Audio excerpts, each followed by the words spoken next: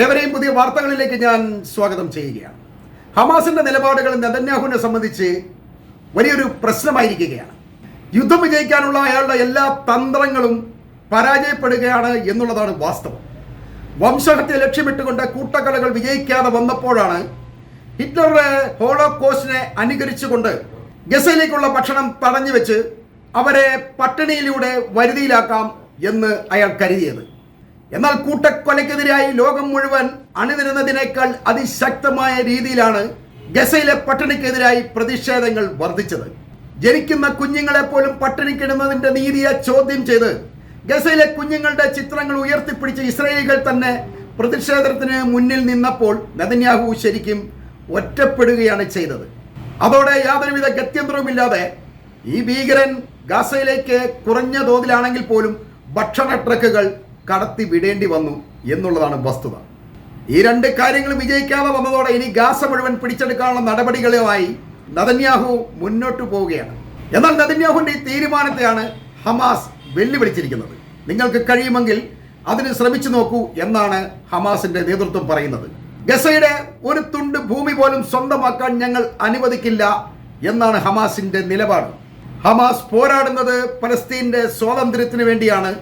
അത് നേടാതെ ആയുധം ഞങ്ങൾ താഴെ വെക്കില്ല എന്നും നെതന്യാഹുവിനെ അവർ ഓർമ്മിപ്പിക്കുകയാണ്.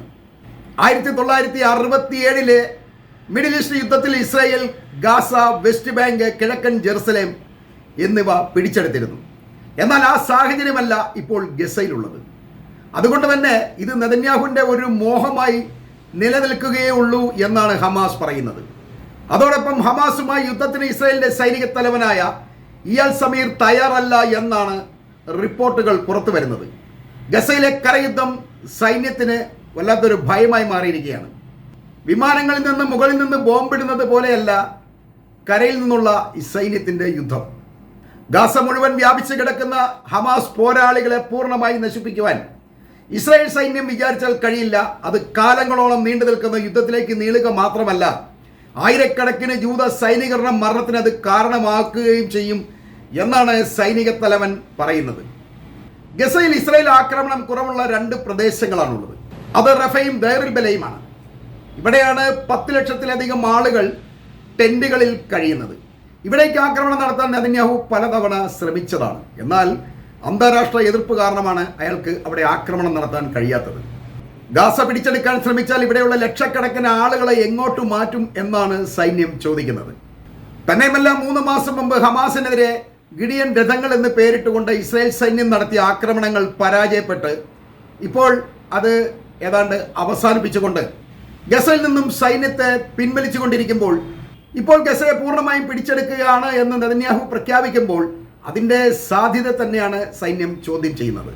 അതുകൊണ്ട് തന്നെ നെതന്യാഹുവും അയാളുടെ മന്ത്രിസഭയിലെ ചില മന്ത്രിമാരും ഈ സൈനിക ഉദ്യോഗസ്ഥരും തമ്മിൽ ഗാസയുടെ ഭാവിയെ ചൊല്ലി സ്ഥിരമായി അഭിപ്രായ വ്യത്യാസങ്ങൾ നടന്നുകൊണ്ടിരിക്കുകയാണ്.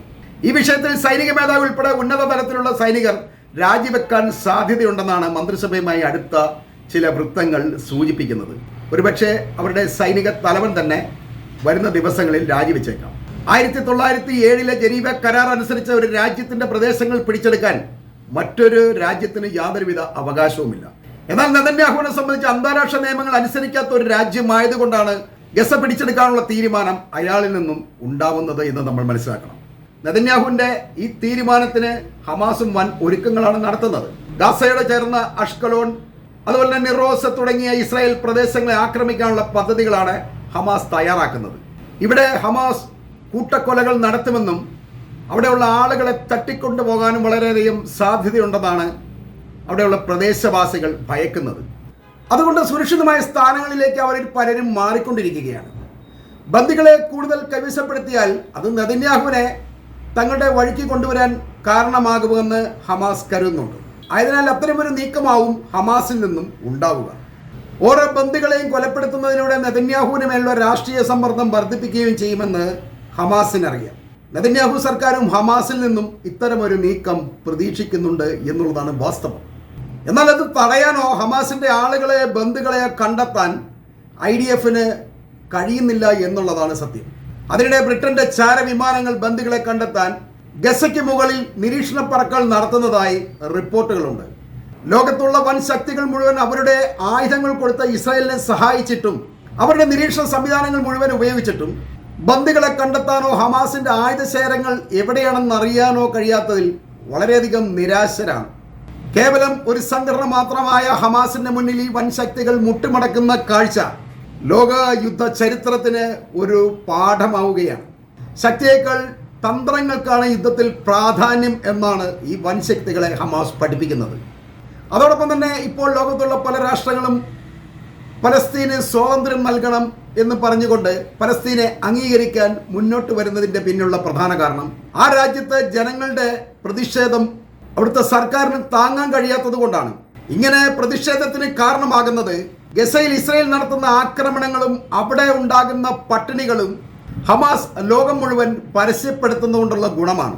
ഇസ്രായേലിനെതിരായിട്ടുള്ള ഒരു കാമ്പയിൻ തന്നെ സംഘടിപ്പിക്കാൻ ഹമാസിന് കഴിഞ്ഞിട്ടുണ്ട് എന്നുള്ളത് അവരുടെ തന്ത്രങ്ങളുടെ ഭാഗമാണ്. അമേരിക്കയിൽ പോലും ഹമാസിന് അനുകൂലമായിട്ടാണ് പ്രതിഷേധങ്ങൾ നടക്കുന്നത്.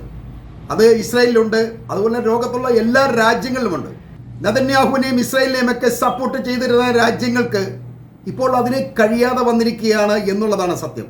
അത് ഹമാസിന്റെ യുദ്ധതന്ത്രത്തിന്റെ ഫലമാണ്. കേവലം ആയുധങ്ങൾ ഉപയോഗിച്ചുകൊണ്ട് നിരായുധരായ ഒരു ജനതയുടെ മേൽ ആക്രമണം നടത്തി വിജയിക്കുക എന്നുള്ളതല്ല വിജയം എന്നുള്ളതും, തങ്ങൾ ആഗ്രഹിച്ച കാര്യം നേടുന്നത് വരെ യുദ്ധം ചെയ്യുക എന്നൊരു തന്ത്രമാണ് ഹമാസ് ഇപ്പോൾ പ്രയോഗിച്ചുകൊണ്ടിരിക്കുന്നത്. എന്നാൽ നെതന്യാഹുവിനെ സംബന്ധിച്ച് പലസ്തീന് സ്വാതന്ത്ര്യം കൊടുക്കുക എന്നത് വലിയൊരു ഭീഷണി തന്നെയാണ്. അതാണ് ഗസ യുദ്ധം അയാളെ പഠിപ്പിക്കുന്ന പാഠം എന്ന് നമ്മൾ മനസ്സിലാക്കേണ്ടതുണ്ട്. 2 വർഷമായി ഹമാസുമായി തുടരുന്ന യുദ്ധത്തിൽ ഹമാസിനെ ഒരു വിധത്തിലും നശിപ്പിക്കാൻ കഴിയാതെ ഇസ്രായേൽ പോലുള്ള ഒരു വൻ ശക്തിയെ വരുതിയിലാക്കാൻ ഹമാസിന് കഴിയുമെങ്കിൽ പലസ്തീൻ എന്ന രാഷ്ട്ര രൂപീകരണത്തിലൂടെ മതിയായ സൈന്യവും ആയുധങ്ങളും സ്വന്തമാക്കാൻ കഴിയുന്ന ഹമാസ് ഇസ്രായേലിനേക്കാൾ വലിയ ഒരു ശക്തിയാകുമെന്ന് നെതന്യാഹു ഭയക്കുന്നു എന്നുള്ള റിപ്പോർട്ടുകളും വരുന്നുണ്ട്.